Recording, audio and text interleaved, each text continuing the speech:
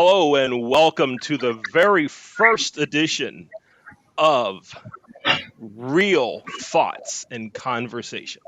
My name is Leon Thomas.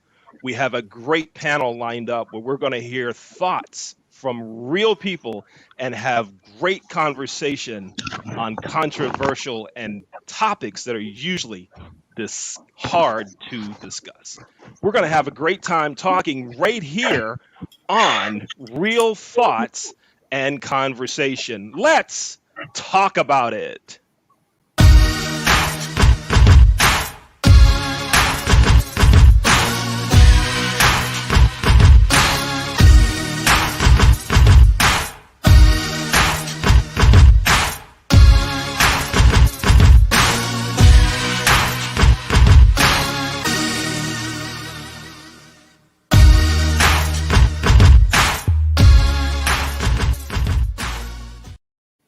All right, you're here for the first edition, the first episode of Real Thoughts and Conversation. My name is Leon Thomas. Let's jump right in. Let me introduce our panelists for today. Panelist number one is Ken White. Hello, Ken. Hello, hello. Panelist number two is Chloe. Hello, Chloe. Hi. Panelist number three is Chris. Hello, Good evening, Chris. everyone. Good evening. Good evening. Good evening, Chris. And panelist number four is Shari. Good evening, Shari. Good evening, everyone. And number five is Grace. Hello, Grace. How are you? Hi, I'm good. Thanks for having me. Good, good. So what I'm going to do is come back to everyone, and I'd like you to just give about a 30-second introduction of yourself. Tell us a little bit about you. We're going to start with panelist number two, Chloe. Chloe, go ahead. Tell us a little about you. Hello, everyone. My name is Chloe Kinney. I am in Houston, Texas. I am a hospitality professional as well as a small business owner. I'm a freelance makeup artist, and I've been in the hospitality industry about 15 years, and I have a husband and no kiddos. All right. Thank you, Chloe. Let's go to panelist number three, Chris. Good evening, everyone. My name is Chris Adams. I am also in the hospitality industry, based out of Boca Raton, Florida. I've had the phenomenal opportunity to be in this wonderful business for the last 30 years. I have two kids, one who's a second-year student at Rollins College and one who is a proud mother of three. All right, great. I'm going to ask our producer, Jay, if you could send a message to Ken or check our settings there. Ken isn't on our screen. We need to bring Ken into the show. Let's go to panelist number four, Shari.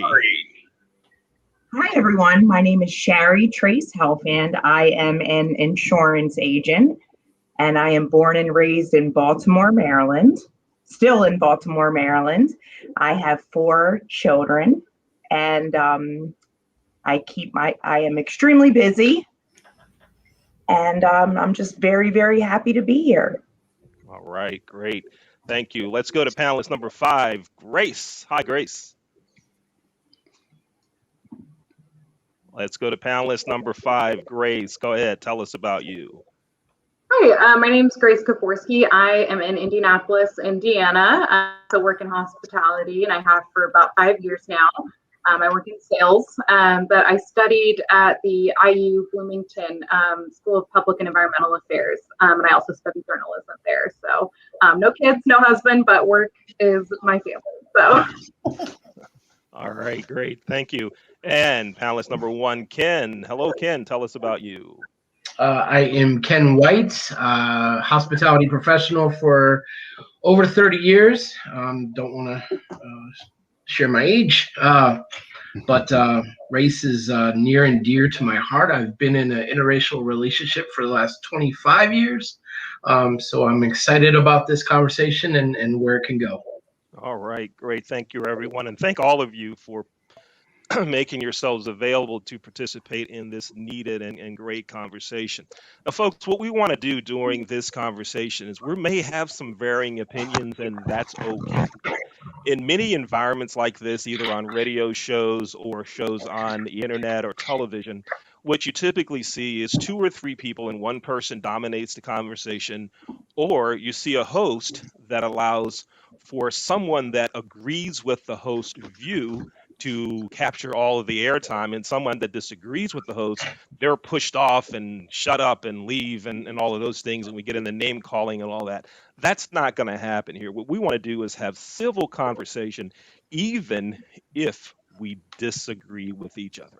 So our topic for today is this: is America a racist country? This started with President Joe Biden gave his address to the joint session of Congress last Wednesday, and the Republican rebuttal was provided by South Carolina Senator Tim Scott. Let's take a listen at what Senator Scott said during his rebuttal. Jay, let's play that. 100 years ago, kids in classrooms were taught the color of their skin was their most important characteristic. And if they looked a certain way, they were inferior. Today, kids are being taught that the color of their skin defines them again. And if they look a certain way, they're an oppressor. From colleges to corporations to our culture, people are making money and gaining power by pretending we haven't made any progress at all, by doubling down on the divisions we've worked so hard to heal. You know this stuff is wrong. Hear me clearly. America is not a racist country. It's backwards to fight discrimination with different types of discrimination. And it's wrong to try to use our painful past to dishonestly shut down debates in the present. That's what Senator Tim Scott had to say. I thank our friends at YouTube and Politico for providing that video. Now, I'm going to ask our panelists. I want to hear from you. Do you think America is a racist country? Let's go to panelist number one. Ken, what do you think? I think, for a short answer to your question, the answer is yes. But I think most importantly is that we are, in our country, class is the biggest issue.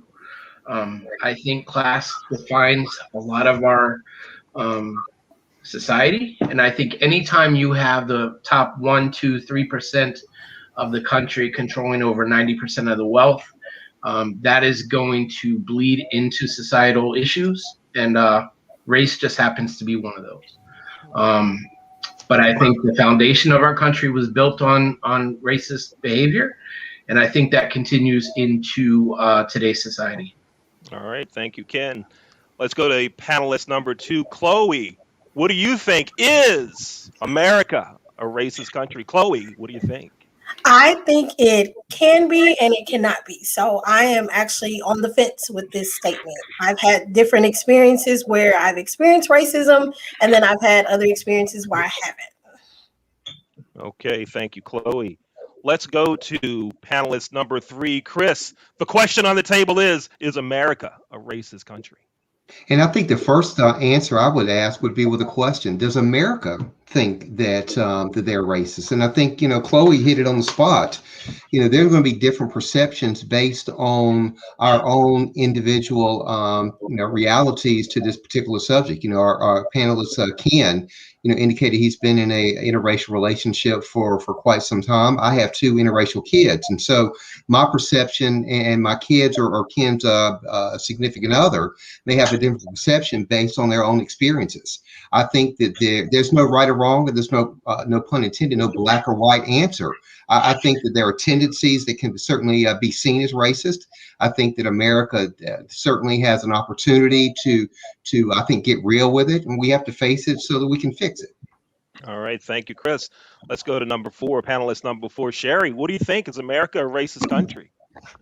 The short answer would be, I think that America is a racist and anti-Semitic and judgmental country, but we don't have to be. And we do have the power to change things. I also see that I think the media, as well as the powers that be, add fuel to the fire and reignite racism as a way to separate us. I have had countless personal experiences with racism and anti-Semitism. And when we get to that part, I would be more than happy and love to share it. All right. Thank you, Sherry. And we will get to that part to give you a chance to share that. And Grace, tell us, what do you think? Is America a racist country? Grace, what do you think? Right. My answer is yes. And I think that we need to acknowledge that racism is not just judging someone by the color of their skin. That's just one type of it, which is interpersonal racism. I think we also deal with institutional and structural racism, which are kind of varying degrees of racism within our country and within our governing society. And I think that we've made progress in each of these areas to different degrees, but I do think that inherently our country was founded on racism. Now we have a lot of work to do to dismantle it. All right, so we've got 5 different answers with maybe some blending, but there's definitely some folks that are on opposite ends of the spectrum in terms of this conversation, and that's okay. That's okay. Chloe, you mentioned that you've experienced some racism, but yet you said you were on the fence about the question at hand. Can you give us more about that? Well, growing up, I grew up in a small town in Texas, and I was able to mix in with a lot of different races. So I had moments of where I felt accepted and included and not excluded and welcomed by not only my classmates and things like that, but also their parents, which I feel like a lot of times with racism, I feel like it's taught through your lineage, and your grandparents teach you that you can't talk to this person or you can't be friends with this person. So growing up, and I honestly attribute it to probably being in a small town, I was able to have great moments of being included. And then I also went to a predominantly white university. I went to Baylor University, and while I was there, I enjoyed my Baylor experience. I did have some moments of where I felt like I was excluded and not appreciated because of who I was. But overall, I had a great experience dealing with other races.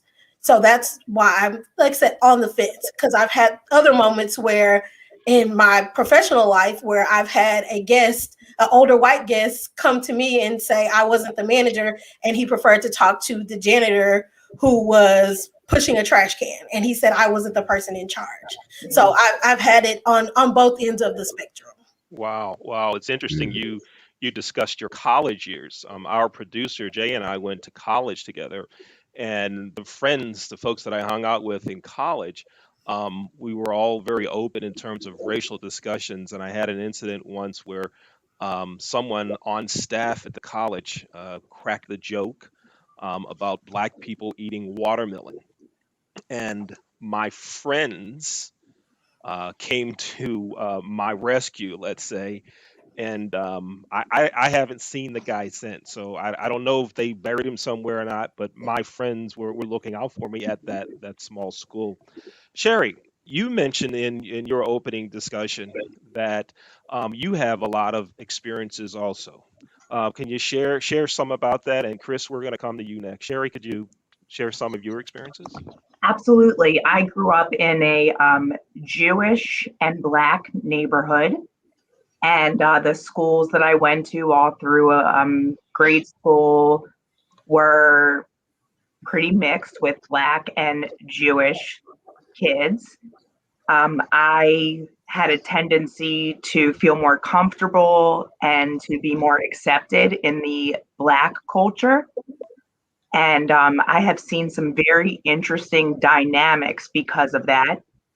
I have a very unique experience. My biological mother was a Black history major in college. And as soon as I learned how to read, which was at a very young age, I was reading books about Harriet Tubman, the Underground Railroad, which it was really too advanced for a young child to really understand. But, when I grew up, we all loved each other. We all went to each other's houses. We all, broke bread together. There wasn't this, in my world, there wasn't this big divider between Black people, white people, but that was just in my world.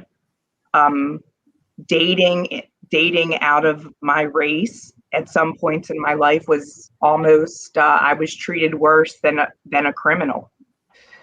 And that's a shame. But my experiences with Black people have been, wonderful. And I think that experience and fear can shape racism. And I have, none of that. However, I will say that I feel that it has been reignited in the last few years. And I am finding that because I'm white, people almost assume that I must be racist or I must, and this is the first time I've experienced it. So I can share a lot more, but I want someone else to discuss.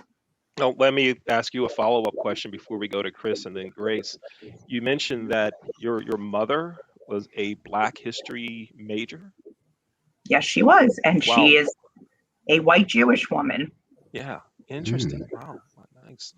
Chris, now you have a different perspective on this. You mentioned that you have 2 interracial children.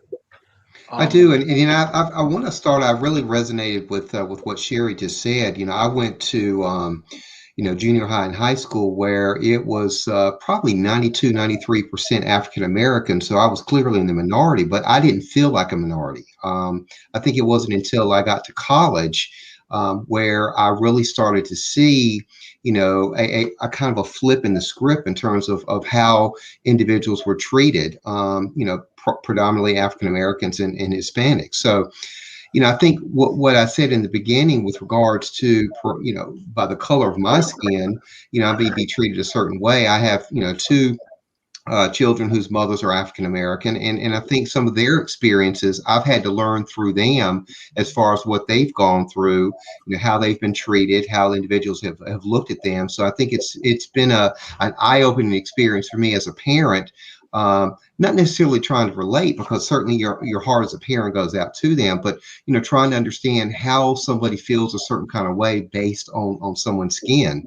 And I think all of us have seen that, especially in the hospitality industry. We intersect with people from all walks of life, and I think that a lot of times it's a matter of not fully understanding where the other person's coming from, and a lot of it I think has to do with how somebody has been brought up, and I think that certainly has resonated with me in terms of really wanting to make sure that we really understand differing points of view and where somebody else is coming from.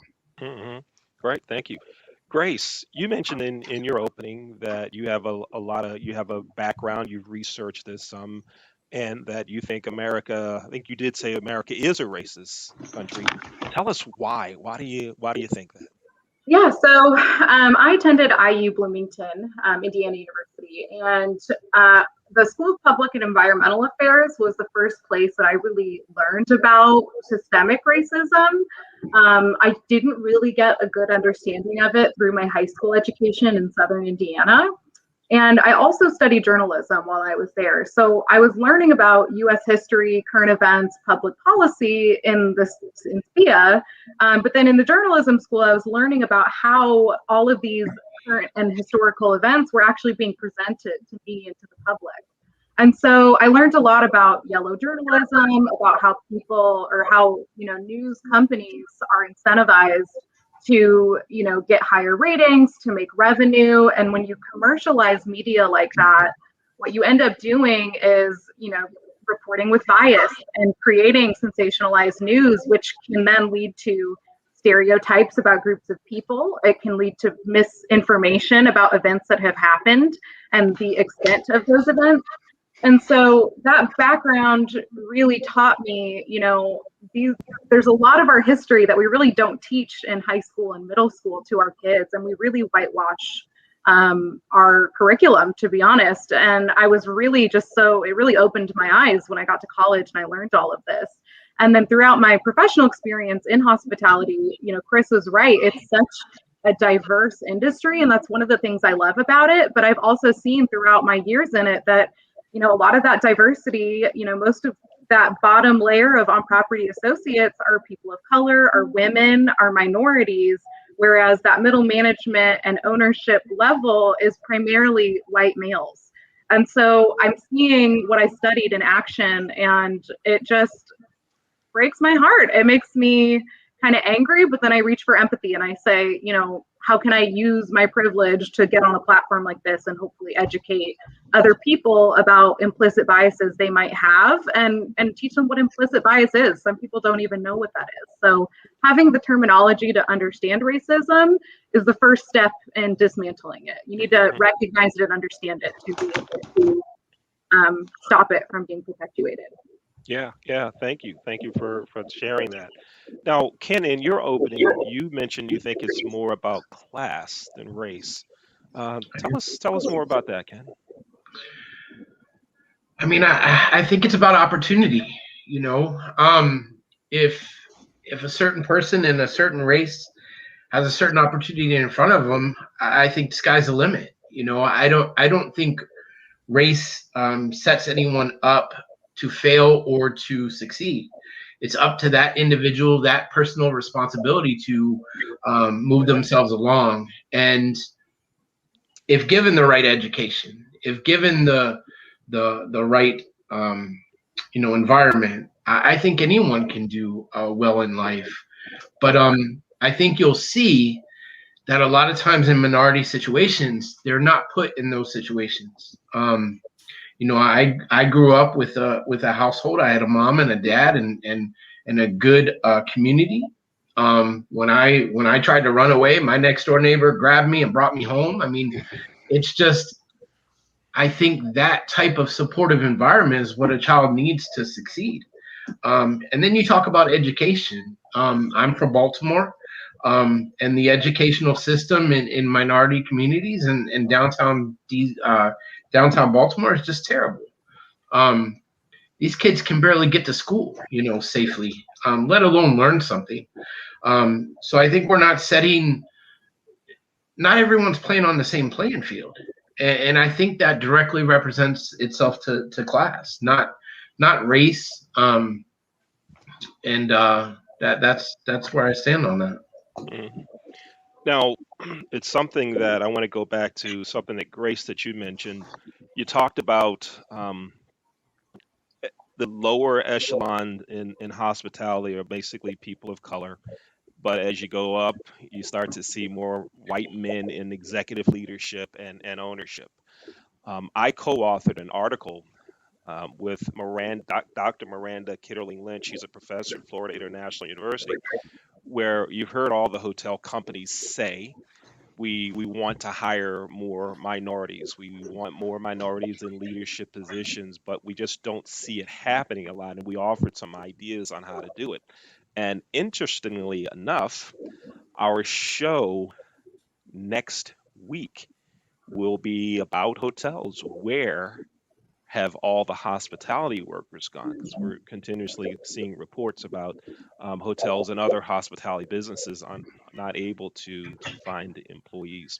Now, we've heard everything that so far that you, our panelists, think about what Tim Scott said and your positions on, is America a racist country? The day after the address to the joint session of Congress, on Good Morning America, Vice President Kamala Harris was interviewed by George Stephanopoulos, and he asked her that question. Let's take a listen to that now. Senator Tim Scott said last night that America is not a racist country. Do you agree with that? And what do you make of his warning against fighting discrimination with more discrimination? I believe that we need to, well, first of all, no, I don't think America is a racist country, but we also do have to speak truth about the history of racism in our country and its existence today. And I applaud the president for always having the ability and the courage, frankly, to speak the truth about it. He spoke what we know from the intelligence community. One of the greatest threats to our national security is domestic terrorism, manifested by white supremacists. And so these are issues that we must confront. And it does not help to heal our country, to unify us as a people, to ignore the realities of that. And I think the president has been outstanding and a real national leader on the issue of saying, let's confront the realities and let's deal with it, knowing we all have so much more in common than what separates us. And the idea is that we want to unify the country, but not without speaking truth and requiring accountability as appropriate. Have more in common than not. All right. Now, we heard what our vice president had to say. Grace, let's start with you. What do you think about what Vice President Kamala Harris said? Are you buying that? Does she have any... Do you agree with anything she said? Do you disagree? What do you think, Grace? It's weird. I agreed with some of the statements she made, but I don't agree that America's not racist, because white supremacy is one of the biggest threats to our national security. That does speak to the fact that nationwide we have a problem with racism. So I do understand the rhetoric of saying, let's not perpetuate this division. But she's saying, let's look at reality at the same time. And the reality is that white supremacists have been empowered over the past few years in our country. So a lot of that has to do with the president and the media. And it's, I agreed with some of her statements, but I think that she is essentially saying that America does have a racism problem, which to me means that America is racist. So I think it's a tool used by the White House in the past to downplay the attaching that title of racist country to America to calm people down. But I don't think that's facing reality. I think the reality is that this is a really big problem. And if we downplay it, we're not going to be able to deal with it. Mm-hmm. It's interesting that she did at the beginning of her statement clearly say America's not racist, but then gave actual evidence that would make one think that it is. Exactly. Right. And I haven't heard anyone in any media outlet say that. I haven't heard that. Ken, what do you think about what the vice president said? I don't know if you guys want to know what I think about it. Oh, yes, we Absolutely. do. Yes, we do. Go, Yes, Ken, we do. go. Go, Ken, go. Okay, go ahead. So I guess I got to explain this first and foremost. I view race baiters the same way I view racists. So, and I put the vice president in the race baiter category. This is the same person that rooted on BLM protesters to destroy cities when she was a senator. So I don't have much faith in our vice president. I don't think white supremacy is anywhere near close to the top in terms of the biggest concern of our country. I think you have major cities across the country, whether it be Chicago or New York or Baltimore or St. Louis, that have murder rates that are far beyond anything that any white supremacist has ever done in our country. And if you look back prior to Obama's presidency, I think white supremacy, KKK membership was in the 100s. I think you've seen a huge increase in that over the last couple of years because of the events of what we're living in today. And it's definitely an uprising concern, but I don't see it as top 10. I think we have a lot more problems, whether it be infrastructure or like I said, the violence in our communities. So yeah, I don't hold too much credence to her statement. I think it's completely left field. I think I look at her the same way I look at our media, our far left media, and I'm just totally against it. Okay. Chloe, what do you think about what our vice president said? I agree with what you said, Leon. Basically, she's made the statement, but then everything she said as her supporting argument contradicted her statement. And I agree with her. We do have an issue with white supremacy, and I feel like it's gotten more prevalent with the previous president. People like say racists and white supremacists, they got a spirit of boldness that came across them because they felt like, oh, the president said whatever. And they're like, well, if he can say it and there's no quote unquote consequences for what he says, then they feel like they can continue to say any and everything and feel like there are no consequences. But there were plenty of videos and things like that that went around and people were losing their jobs because of their racism. And so there are consequences. So I do feel like that is a major issue that we have in the country with a lot of domestic terrorism, mostly from white males that, like I said, that hate everybody that's not white. So, but the fact that on her statement, she says, I don't feel like this country is racist, but then every argument that she gave as to why it's not was actually why it was. So that wasn't a good supporting statement that she provided on that subject. Okay. All right. We're going to go to Chris next. Sherry, you're after Chris. Chris, what do you think about what the vice president and I'm said? going to take a different take. I think that she was attempting to be politically correct. And I think that she was trying to be a unifier, but I agree with my other panelists that the supporting statements I think were not necessarily in alignment. And I'm just going to give you, in my view, if you go back to January the 6th, and I think that's a date that all of us saw with a sense of disgust, of concern, how individuals, perhaps provoked by our president, perhaps provoked by their own feelings of emboldenment, stormed the Capitol. And I was watching a program one time, and when I heard what I'm about to say, I had to really stop and think about, wow, I don't think that's true. But, the individual said, well, what if instead of who went to the Capitol, what if that had been a Black Lives Matter rally? How many more people might have gotten killed because of the fear of what could happen? And I think that, that right there, to me was a sense of, okay, so if you change the color of the predominance of the crowd, would there have been a different outcome with regards to injuries, with regards to death, with regards to perhaps there might have been an enhanced level of security based on the group that was actually going to that particular area? And I had to think about that. And the more I thought about it, the more I said, there could be some truth to that.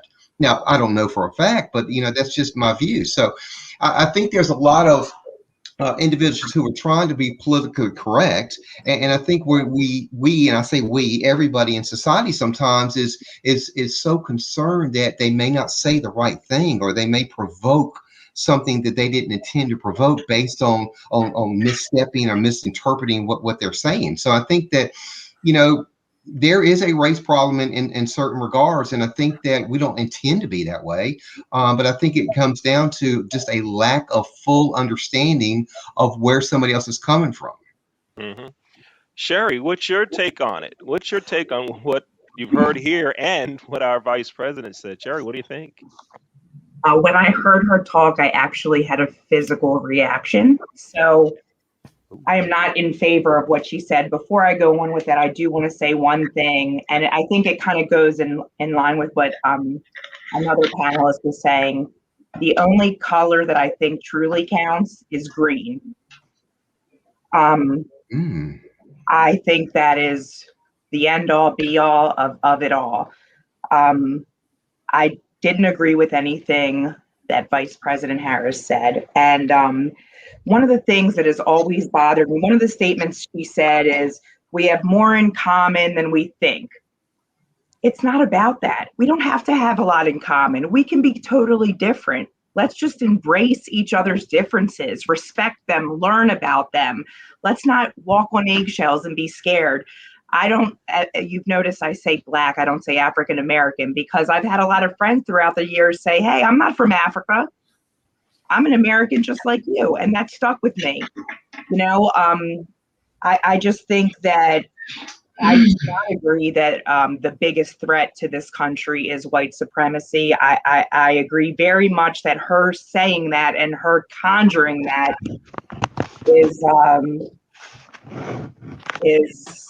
has a very hidden agenda to it.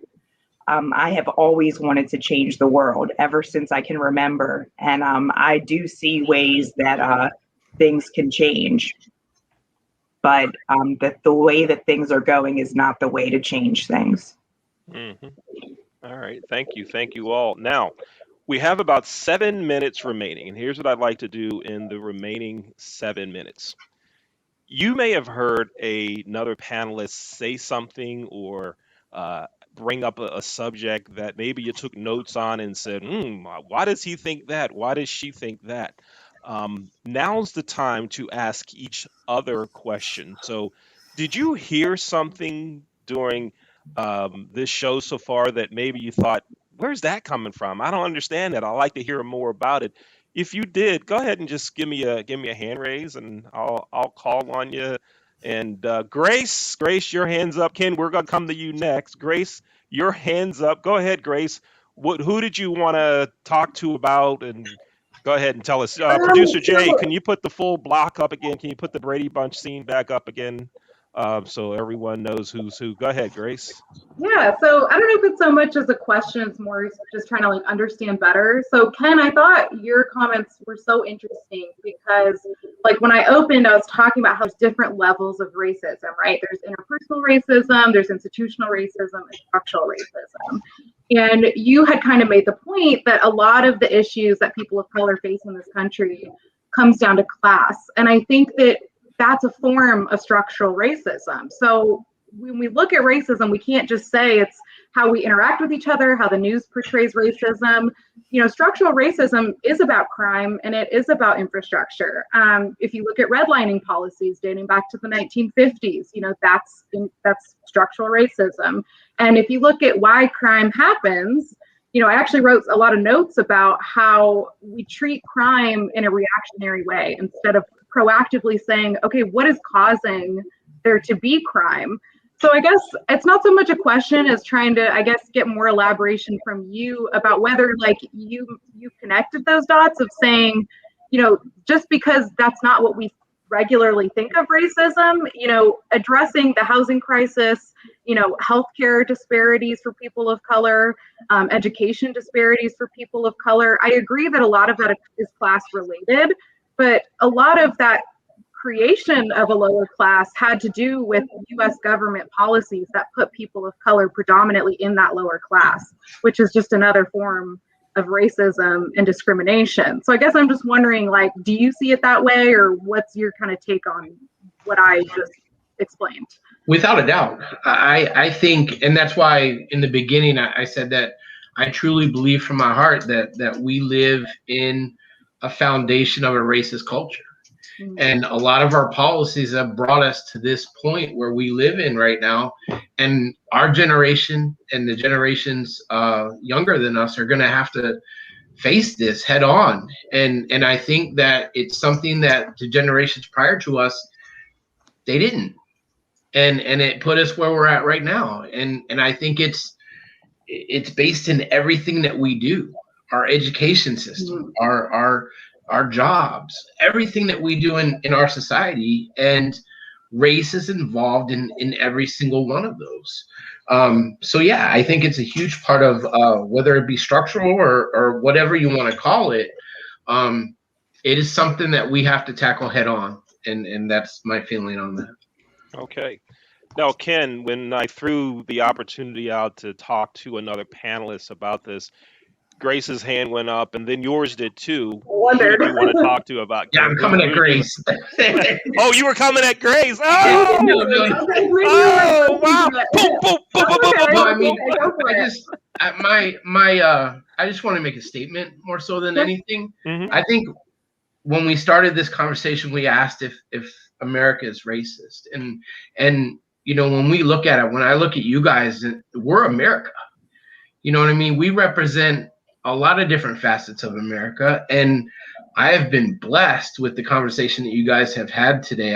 I've been very impressed with the points that have been made and the fairness and the honesty. And I just want to thank you guys for what you brought to the table. Right. Thank you, Ken. Thank you, Ken. Thank you. Anyone else have something they want to ask another panelist about? Sherry, go ahead. And maybe it is more of a statement. But and Grace, I can see that you've done a tremendous amount of studying and research, which I commend you for that. My knowledge of the core issues is not what yours is, so I do really appreciate that. But one thing I did want to just point out is you've heard the old folk tale: you give a man a fish and he'll eat a meal. You teach a man how to fish and he'll eat for a lifetime.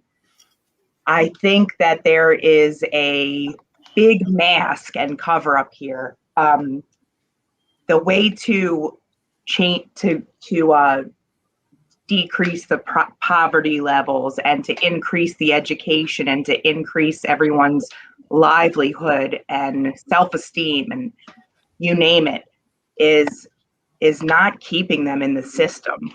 It is education, putting that money into programs and educations and recreation centers and after school activities. And there is a reason why from generation to generation to generation, there's Section 8 housing. It shouldn't be that way. And that opens up a whole nother can of worms, which I don't want to open up, but I just wanted to share that perspective. Mm-hmm. All right. Thank you, Sherry.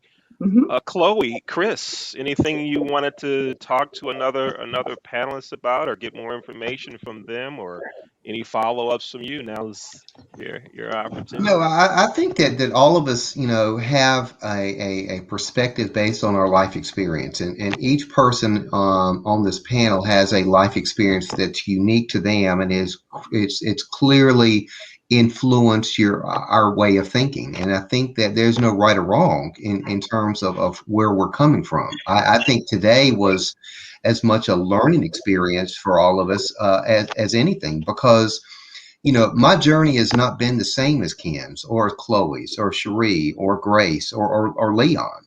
And that's okay.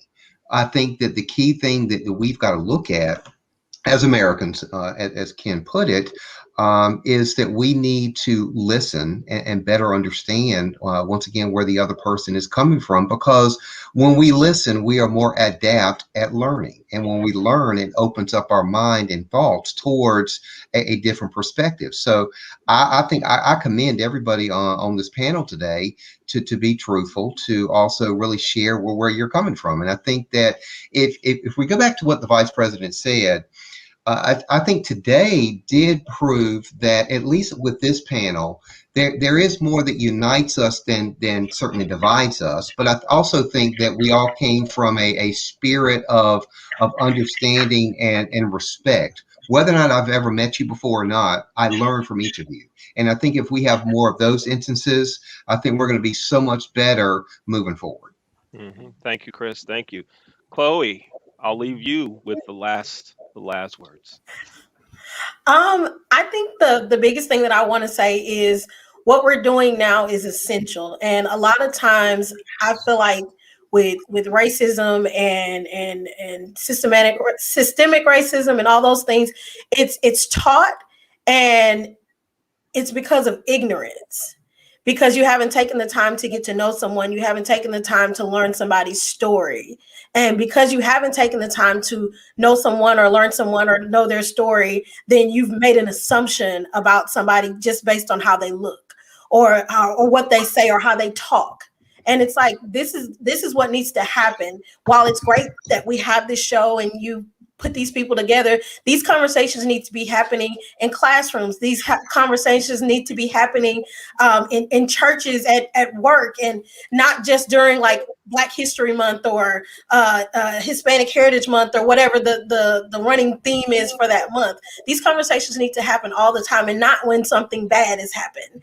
So we need to be more proactive about having these conversations. And I love to see children who still have the innocence and see another child who may not outwardly look like them, but they see them, that's my sister, or that's my friend, or that's my twin, because they both happen to have on the same little Elsa outfit or something of that nature. So have these conversations. And I feel like we can hopefully move away from a lot of the racism that I feel like is genuinely taught. I really feel like racism is taught. because children, just like a child learns how to walk, a child learns that, hey, that person's bad, hey, that person's good, and it's taught by generation by generation. Mhm. Thank you, Chloe. One of the things that we hope to do with this show, we're going to be posting it on a few sites, and hopefully someone will see this and, like you mentioned, maybe start a conversation at work, in their community, at their church, where whatever that environment is, that more conversations like this, because we had a lot of different viewpoints on a lot of things during this conversation. As you can see, it's okay to do that. We all survived. There's no one boiling, right? No one's bleeding, and we didn't even really, we didn't even have a good fight. And I want to share this with you. Chloe I, disarmed me by her fierce earrings. she knew what we're doing. I came I was equipped. done. I came equipped. I got two text messages from folks that are watching the show. Both asked the same question or similar questions. One of the questions was, why don't you have a black male on the panel? And the other question was, why didn't you have an Asian or Hispanic? And I'm going to answer that question. The answer to that question is, I did not have a black male or an Asian or an Hispanic email me or call me to say, I want to be on the show. It didn't happen. I had some other folks, some other white females, black white men that said I wanted to be on the show. And I told them, your demographic is full. We want to get varying perspectives from many different ethnic groups. And so that's why those groups are not represented here. But for future conversations, if you want to be on a panel, it's right there on the screen. Send an email to realthoughtsandconversation@gmail.com. Next week, the topic of our show will be, where have all the hospitality workers gone? That's our topic for next week.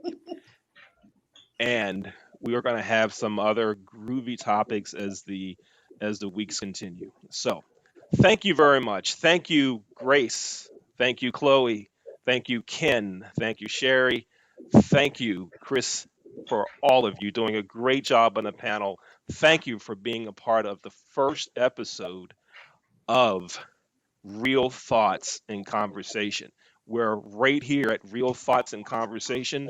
Everyone's opinion matters. Everyone gets a chance to talk. And what we do here is talk about it. Let's talk about it.